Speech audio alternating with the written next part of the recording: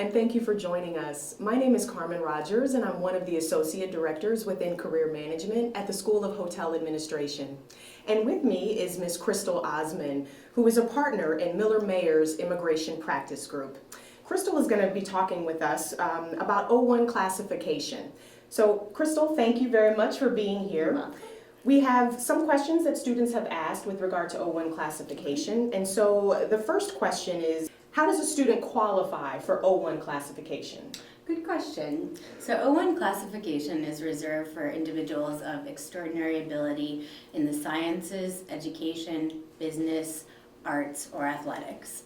Extraordinary ability is evidenced by sustained national or international acclaim. And the O-1 category is further subdivided into the O-1A category and the O-1B category.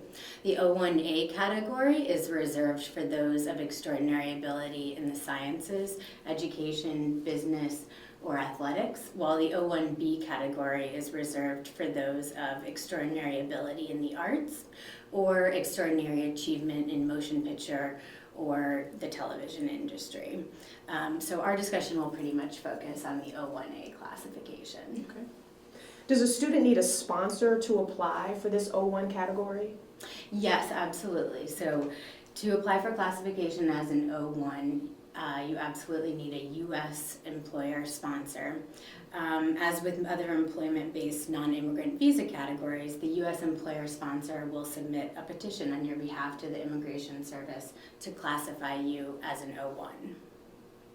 Now, what type of evidence does a student need to submit with the O-1 petition?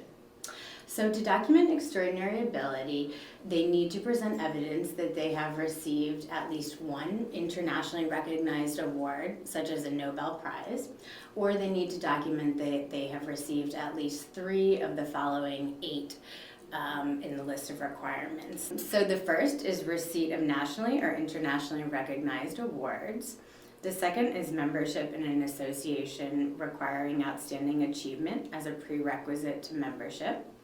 The third is articles in professional or major trade publications or other major media about the beneficiary and his or her work.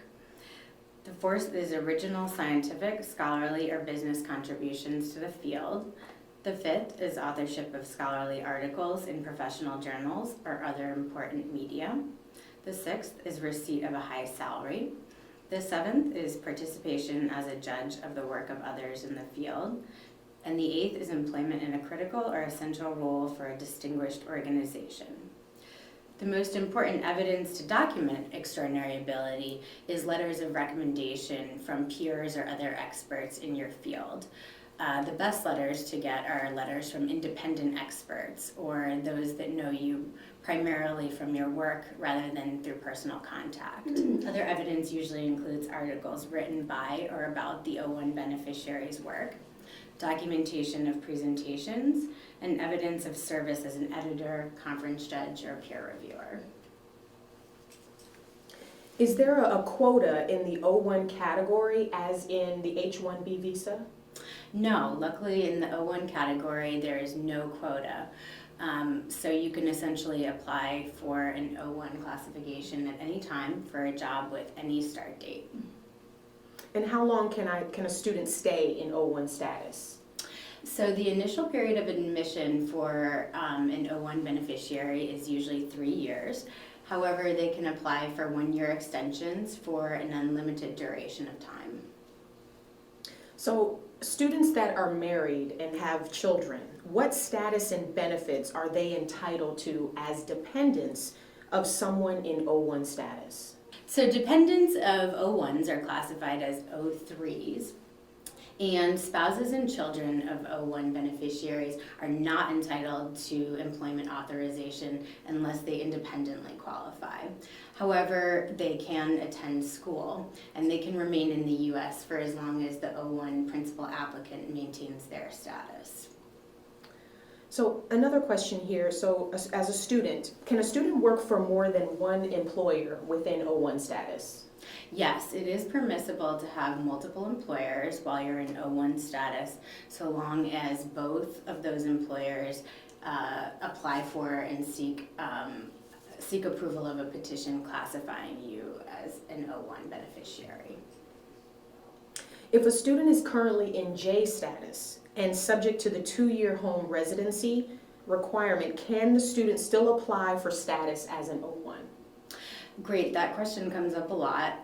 So they cannot change their status from J to an O-1 while in the United States. However, their employer can still submit a petition to USCIS to classify them as an O-1 beneficiary. And once that petition is approved, the beneficiary can then take the approval notice, leave the United States, and then apply for an O-1 visa at the consulate and re-enter in O-1 status.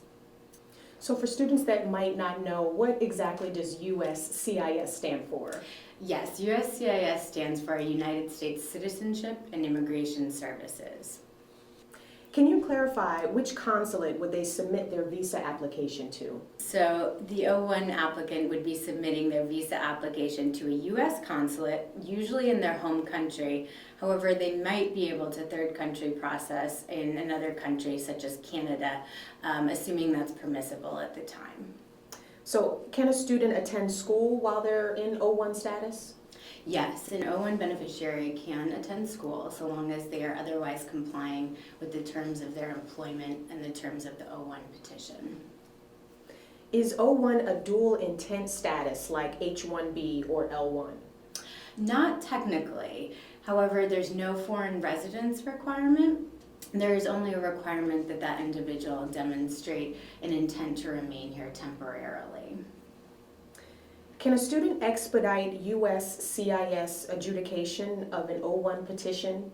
Yes, so O-1 petitions, unlike some other employment-based petitions, can receive expedited or premium processing. Currently, the fee for that is $1,225, and what that guarantees you is a response from the Immigration Service within 15 calendar days. That response could be an approval of the petition, it could also be a denial of the petition, or it can be what we call a request for additional evidence. If it's a request for additional evidence, the clock stops on that 15 days. And then it restarts once you submit a response to the request for evidence, and there's an additional 15 days on the clock. And then the last question that we have here is, what is the advisory opinion requirement for O-1 petitions? So each O-1 petition must include an advisory opinion from an appropriate union group. If one does not exist, though, as in a lot of scientific fields, you can submit letters from experts in the field. And whether it's a union letter or it's an expert letter, those letters should adequately describe the beneficiary's accomplishments and their abilities, as well as the duties that they will perform in the prospective employment as an O-1 beneficiary. I'd like to thank Crystal for providing us with this information with regard to the O-1 classification.